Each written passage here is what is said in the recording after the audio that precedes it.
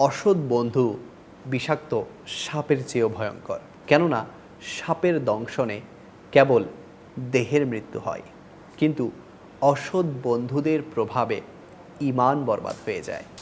অথচ এ বিষয়ে আমাদের কোনোই মাথা ব্যথা নেই। বুজুর্গানে দ্বীন বলেন, একজন প্রকৃত বন্ধু নিজ বন্ধুকে যাবতীয় অসৎ ও মন্দ কর্মকাণ্ড থেকে বিরত রাখে, তাকে সর্বদা সৎ কাজে উৎসাহিত করে এবং বিরোধ দেখা দিলে নিজেই প্রথমে মিটিয়ে ফেলার চেষ্টা করে। নবী করিম সাল্লাল্লাহু আলাইহি ওয়াসাল্লাম সৎ সঙ্গী ও বন্ধুর উদাহরণ দিতে গিয়ে ইরশাদ করেন, সৎ ও অসৎ সঙ্গীর উদাহরণ হলো আতরওয়ালা ও কামারের ন্যায়। আতরওয়ালা তোমাকে আতর উপহার দিবে, নতুবা তুমি তার কাছ থেকে আতর ক্রয় করবে, অথবা এমনিতেই তার কাছ থেকে সুবাস পাবে।